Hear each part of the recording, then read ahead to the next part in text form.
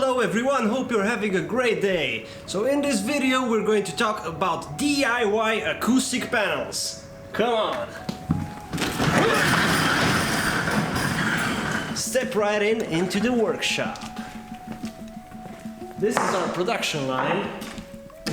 And yeah, basically if you've been watching this channel you probably know that we're upgrading, renovating the studio, and obviously that means new and better acoustic treatment.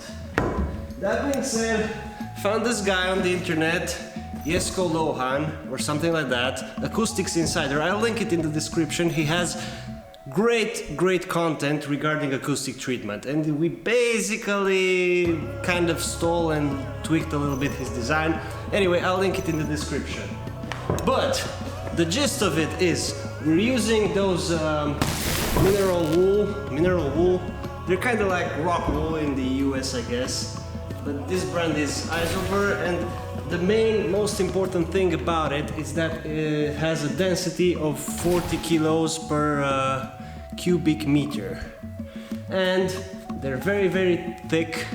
We have the 5 centimeter ones and the 10 centimeter ones, and we basically stack them to create a 15 centimeter panel that then gets inserted into this guy, the wooden frame, which we produce out of those wooden planks over here. Those are the beautiful ones, don't mind the trash.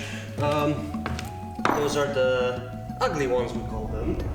And after the wooden frame is done and the wool is inserted, we then come back to this table and we wrap it up in this really sweet and totally not dirty black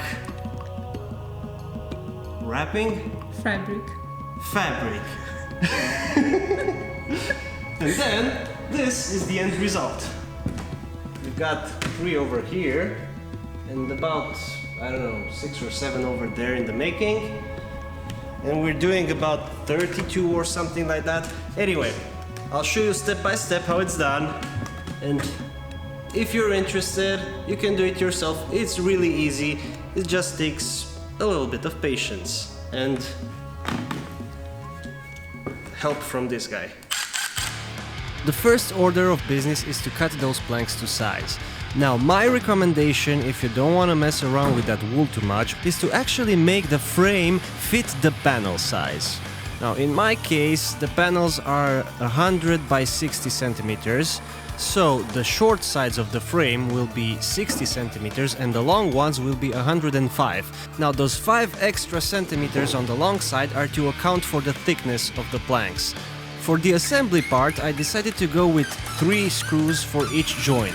That was mainly because sometimes the planks would crack and I wanted to make sure that the frame would hold because it's pretty heavy. In retrospect, I could have probably used better screws or maybe even nails, but we had to make do with what we had on hand.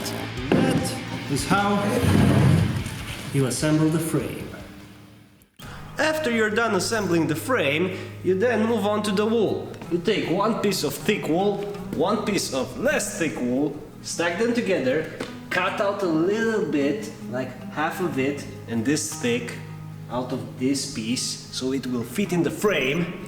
And then you take this guy, bad boy, black wrapping thing, you wrap them all around, so the fibers won't escape, and then you insert it into the frame.